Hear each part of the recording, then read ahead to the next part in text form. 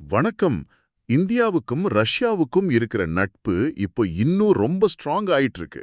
ம் ரஷ்ய அதிபர் புதினோட இந்திய விசிட் இதுக்கு ஒரு முக்கிய காரணம். ஆனா இந்த நெருக்கத்தை மேற்குலகம், குறிப்பா அமெரிக்காவும் ஐரோப்பாவும் எப்படி பாக்குது? அதுதான் இப்போ மில்லியன் டாலர் கேள்வி. ஆமா, இதனால இந்தியாவுக்கு என்ன மாதிரியான பொருளாதார சிக்கல்கள் வரலாம்? இதத்தான் இன்னைக்கு நாம டீட்டெயிலா அலச போறோம். சரி. இதுக்காக நம்ம கிட்ட இருக்கிற சோர்ஸ் எல்லாமே Reuters, the Guardian, Financial Times, AP News, Washington Post மாதிரியான உலக புகழ்பெற்ற பத்திரிகைகள்லேருந்து எடுத்தது. ஆமாம், எல்லாமே ரொம்ப முக்கியமான ஊடகங்கள். இந்த அனாலிசிஸோட நோக்கம் என்னன்னா, இந்தியா ஒரு பக்கம் ஸ்ட்ராட்டஜிக் ஆட்டோனோமி, அதாவது தன்னிச்சையான வெளியுறவு கொள்கைங்கிற காயை நகர்த்தது, பதிலுக்கு மேற்குலகம் பொருளாதார தடைங்கிற காயை நகர்த்தது. இது ஒரு செஸ் ஆட்டம் மாதிரி. கரெக்ட். இந்த செஸ் ஆட்டத்துல யார் ஜெயிக்க போறாங்க, இல்ல ரெண்டு பேருக்குமே நஷ்டமானு இந்த ஊடகங்கள் என்ன சொல்லுதுன்னு பாக்குறது தான். இது வெறும் பாலிடிக்ஸ் இல்ல, இல்லவே இல்ல. நம்ம பொருளாதாரத்தோட எதிர்காலத்தையே தீர்மானிக்க போற ஒரு விஷயம். வாங்க உள்ள போலாம். ரொம்ப சரியா சொன்னீங்க. இது ஒரு ஹை ஸ்டேக்ஸ் செஸ் கேம் மாதிரி தான். ஆனா பிரச்சனை என்னன்னா, இப்போ இருக்கிற குளோபல் எக்கானமி ஒரு சிலந்தி வலை மாதிரி. ஓஹோ. ஒரு நூலை அசைச்சா மொத்த வலையும் ஆடும். இந்தியா தன்னோட தன்னிச்சையான முடிவுன்னு நினைச்செடுக்கிற ஒரு ஸ்டெப் அமெரிக்கா, ஐரோப்பா கூட இருக்கிற வர்த்தகத்துல பெரிய உராய்வுகளை உருவாக்குது. ம்.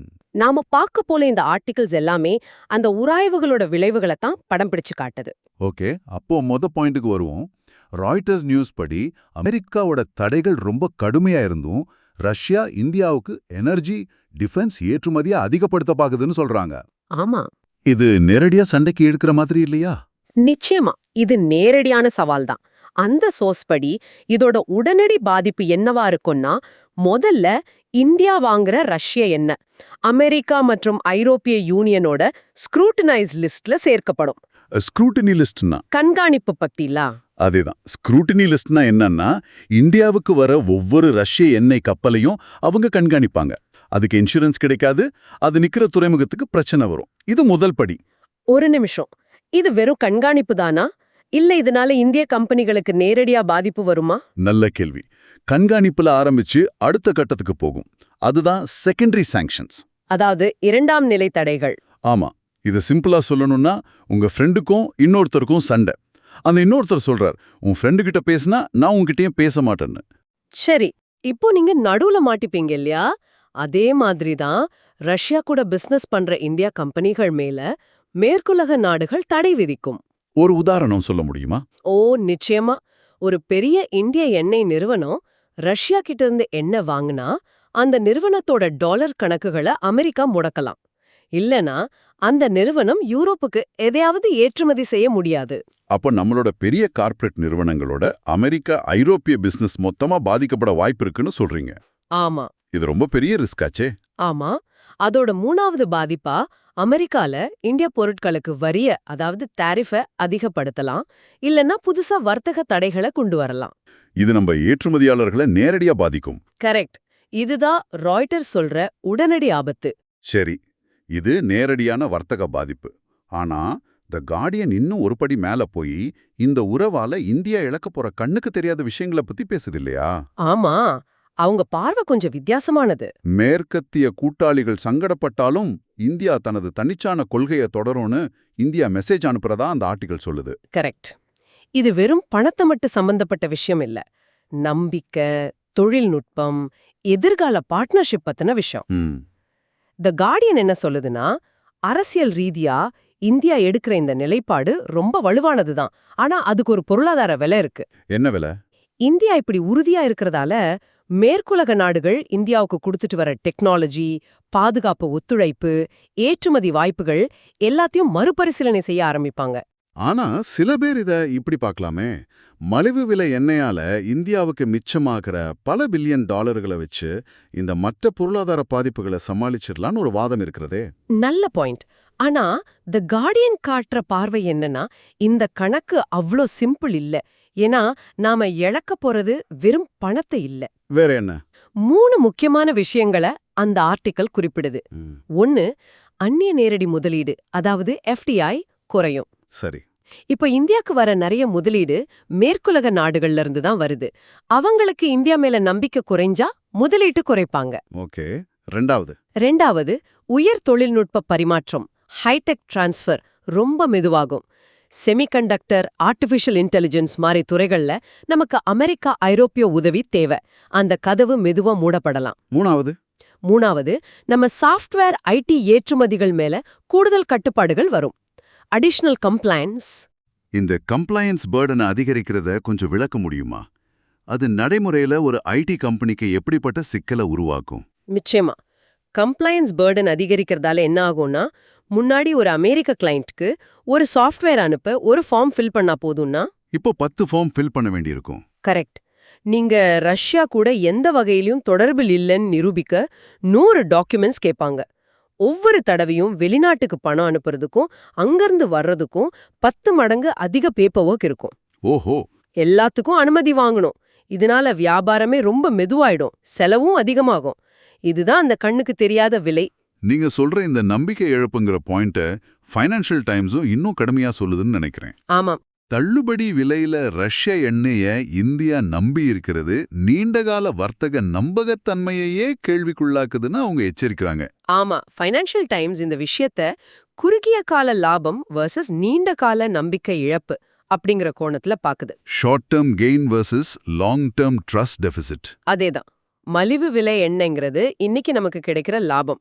ஆனா அதனால அமெரிக்கா, ஐரோப்பிய யூனியன் கூட ஒரு நம்பிக்கை பற்றாக்குறை ஏற்பட்டா அது பெரிய பாதிப்பை உருவாக்கும். ஆமா, அது இந்திய பொருளாதாரத்தை 3 வழியில பாதிக்கும்னு அந்த சோர்ஸ் தெளிவா சொல்லுது. அதேன்னு 3 வழிகள். முதல் வழி ஏற்றுமதி தடைகள். இத நாம ஏற்கனவே பேசணும். அமெரிக்கா, ஐரோப்பிய மார்க்கெட்ல நம்ம பொருட்களுக்கு வரி அதிகமாகலாம். சரி.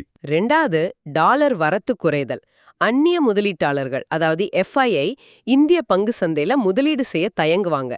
அவங்களுக்கு நம்பிக்கை போனா அவங்க போட்டிருந்த பணத்தை டாலரா எடுத்துட்டு வெளியே போயிடுவாங்க. கரெக்டா சொன்னீங்க. இதனால நம்ம ரூபாயோட மதிப்பு சரியும். மூணாவது, வர்த்தக நிதி கட்டுப்பாடுகள். இந்திய வங்கிகள் சர்வதேச பரிவர்த்தனை செய்யும் போது ரொம்ப கஷ்டப்படுவாங்க. லெட்டர் ஆஃப் கிரெடிட், அதாவது LC வாங்குறது, சர்வதேச கடன்கள் வாங்குறது எல்லாமே சிக்கலாகும். அப்படியா? ஆமா, இது ஒட்டுமொத்த நிதி அமைப்பையுமே இறுக்கமாக்கிடும். அப்போ இது வெறும் என்ன வாங்குறதோட நிக்கல, நம்ம பேங்கிங் சிஸ்டம் வரைக்கும் பாதிப்பு வர வாய்ப்பு இருக்கு. நிச்சயமா. இப்போ அடுத்த விஷயத்துக்கு வருவோம். இந்த உறவோட அளவு ரொம்ப பெருசா இருக்கு. AP நியூஸ் ஆர்டிகல் படி புதுப்பேனும் மோடியும் 2030க்குள்ள $100 பில்லியன் வர்த்தகத்தை இலக்கா வச்சிருக்காங்க. பெரிய டார்கெட். அதுவும் அமெரிக்க டாலரை தவிர்த்து ரூபல் முறையில வர்த்தகம் செய்ய பாக்குறாங்க. இது நேரடியா அமெரிக்க டாலரோட ஆதிக்கத்தை சீன்ற மாதிரி இல்லையா? வாஷிங்டன் இதை எப்படி பாக்கும்? நீங்க கரெக்டா சொன்னீங்க. சீன்றதுங்கிற வார்த்தை தான் சரியான வார்த்தை.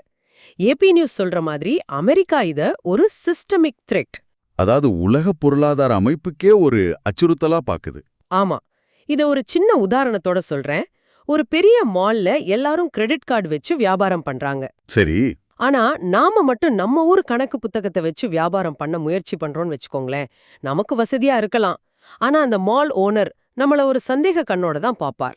இவன் ஏன் சிஸ்டத்தை ஃபாலோ பண்ண மாட்டேங்கிறான்னு நினைப்பார். அதேதான். நல்ல உதாரணம். அப்போ அந்த மால் ஓனர், அதாவது அமெரிக்கா, என்ன மாதிரியான பதிலடி கொடுக்கலாம்?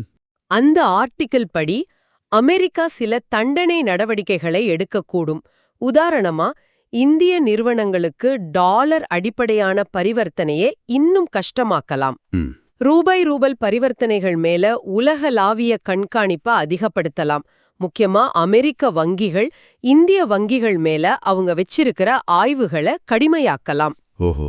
எந்த இந்திய வங்கி ரூபல் வர்த்தகத்துக்கு உதவுதோ அந்த வங்கியோட சர்வதேச செயல்பாடுகளை கட்டுப்படுத்தலாம். இது நம்ம நிதி அமைப்பின் மேல ஒரு பெரிய அழுத்தத்தை உருவாக்கும். கேட்கும்போதே ஏதோ ஒரு பெரிய சிக்கல் மாதிரி தெரியுது. சரி, கடைசியா வாஷிங்டன் போஸ்ட் சொல்ற ஒரு விஷயம் ரொம்பவே கவலைக்குரியதா இருக்கு. ஆமா, அது ரொம்ப சீரியஸான பாயிண்ட்.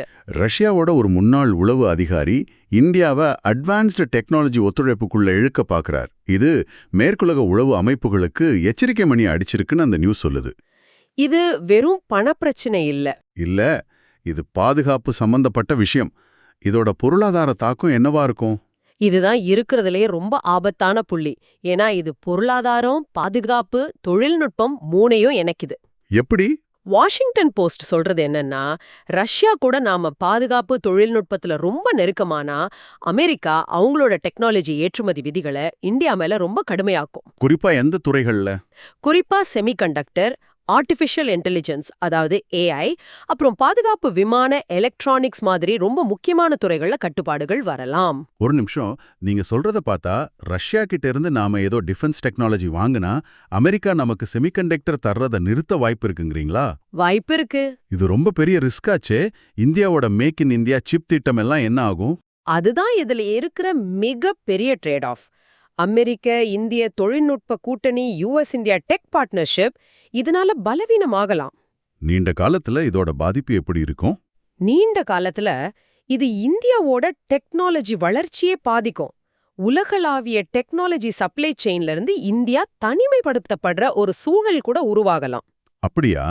ஆமா, ஏன்னா பன்னாட்டு நிறுவனங்கள் அவங்களோட முக்கியமான ஆராய்ச்சி மற்றும் மேம்பாட்டு R&D மையங்களை இந்தியாவுல வைக்க தயங்குவாங்க. இந்தியா மேல எப்போ அமெரிக்க தடை வருமோங்கிற பயம் அவங்களுக்கு இருக்கும். அப்போ விலை குறைவான ரஷ்ய எண்ணெய்க்காக நம்மளோட எதிர்கால டெக்னாலஜி வளர்ச்சியை பணையம் வைக்கிறோமாங்கிற கேள்வி எழும். அந்த கேள்விதான் இங்க முக்கியம். ஆக, இது 5 ஊடகங்களோட பார்வைகளையும் ஒன்னா சேர்த்து பார்த்தா இது தனித்தனி பிரச்சனைகள் மாதிரி தெரியல. இல்லவே இல்ல. எல்லாம் ஒன்னோட ஒன்னு கனெக்ட் ஆன மாதிரி இருக்கு. இத கொஞ்சம் தொகுத்து சொல்ல முடியுமா? கண்டிப்பா.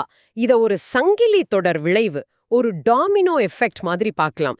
இந்த சோர்ஸ் எல்லாத்தையும் இணைச்சா என்ன தெரியுதுன்னா, சொல்லுங்க. முதல்ல மலிவு விலை எண்ணெய்க்காக ரஷ்யா கிட்ட போறோம். இது ராய்ட்டர்ஸ் சொல்றது. இதனால நம்ம மேல செகண்டரி சாங்ஷன்ஸ் வர வாய்ப்பு இருக்கு. சரி, அது முதல் டாமினோ. ரெண்டாவது, இந்த நிலைப்பாட்டால மேற்குலகத்தோட நம்பிக்கையை இழக்கிறோம். இது த கார்டியன் சொல்றது. இதனால அந்நிய முதலீடும் உயர் தொழில்நுட்பமும் குறையுது. ஓகே. மூணாவது, டாலரை தவிர்க்க நாம ரூபல் வர்த்தகத்தை முயற்சி பண்றோம். இது AP நியூஸ். இது அமெரிக்கா உலக பொருளாதாரத்துக்கே ஒரு அச்சுறுத்தலா பாக்குது. நாலாவது, இதனால அமெரிக்க வங்கிகள் நம்ம நிதி அமைப்பை கடுமையா கண்காணிக்க ஆரம்பிக்குது. ஃபினான்ஷியல் டைம்ஸ் இதைத்தான் சொல்லுது. டாலர் வரத்து குறையுது, பொங்குச்சந்தை ஆட்டம் காணுது. சரி, கடைசி டாமினோ. கடைசியா இந்த கண்காணிப்பும் நம்பிக்கையின்மையும் சேர்ந்து டெக்னாலஜி நிறுவனங்களை இந்தியாவுல முதலீடு செய்ய தயங்க வைக்குது. இது வாஷிங்டன் போஸ்ட் சொல்ற தொழில்நுட்ப தனிமைப்படுத்தலுக்கு நேரடியா வழிவகுக்குது. அப்போ ரஷ்யா கிட்ட இருந்து என்ன வாங்கி எடுக்கிற ஒரு சின்ன முடிவு மாதிரி தெரிஞ்சாலும், ஆமா, அது கடைசியில இந்தியாவோட AI வளர்ச்சி வரைக்கும் பாதிப்பை ஏற்படுத்தக்கூடிய ஒரு சங்கிலியை தொடங்கி வைக்குது. ரொம்ப தெளிவா எல்லாத்தையும் நினைச்சிட்டீங்க. அப்போ முடிவா இந்த ஆதாரங்கள் காட்டுறது என்னன்னா, இந்தியா ஒரு கயிற்றின் மேல் நடப்பது போல ஒரு நுட்பமான பேலன்ஸை மெயின்டைன் பண்ண வேண்டியிருக்கு. ஆமா, ரொம்பவே நுட்பமான பேலன்ஸ். ஒரு பக்கம் நாட்டின் தன்னிச்சையான வெளியுறவு கொள்கை, மறுபக்கம் உலக பொருளாதார அபாயங்கள். ஆமா, இந்த மேற்கத்திய ஊடகங்கள் அனுப்புற செய்தி ரொம்ப நேரடியானது, தெளிவானது. ரஷ்யாவுடனான உறவை நீங்க ஆழப்படுத்தினா அதுக்கு ஒரு பொருளாதார விலையை கொடுத்தே ஆகணும். ஆனா இந்தியாவோட நிலைப்பாடு வேற மாதிரி தெரியுதே. ஆமா, இந்தியாவோட நிலைப்பாடும் மேற்கத்திய நாடுகளோட அங்கீகாரத்தை விட எங்களோட தன்னிச்சை கொள்கை தான் முக்கியம் அப்படிங்கிற மாதிரி தெரியுது. அப்போ இந்த சமன்பாட்டோட விளைவு, இந்த அரசியல் மற்றும் பொருளாதார சமன்பாட்டோட விளைவு நீண்ட காலத்துக்கு இந்திய பொருளாதாரத்துல குறிப்பிடத்தகுந்த ரிஸ்குகளை உருவாக்குங்கிறது தான் இந்த ஊடகங்களோட இறுதி முடிவா இருக்கு. இந்த ஆழமான அலசலுக்கு பிறகு உங்களுக்காக ஒரு சிந்தனையை விட்டுட்டு போறோம். இந்த சோர்ஸ் எல்லாம் சொல்ற பொருளாதார அபாயங்கள் ஒரு பக்கம் இருக்கட்டும், ஆனா இந்த அளவுக்கு ஒன்னோட ஒன்று பிணைக்கப்பட்டு இருக்கிற இன்றைய உலக பொருளாதாரத்துல எந்த ஒரு நாடும் குறிப்பிடத்தகுந்த நீண்ட கால விலையை கொடுக்காம உண்மையான ஸ்ட்ராட்டஜிக் ஆட்டானமி, அதாவது தன்னிச்சையான வெளியுறவு கொள்கையை அடைய முடியுமா? இது ஒரு முக்கியமான கேள்வி. ஒருவேளை அடைய முடியும்னா அந்த விலை இந்த ஊடகங்கள் சொல்றதை விட இன்னும் வேற என்னவா இருக்கலாம்? இதை நீங்க சிந்திச்சு பாருங்க.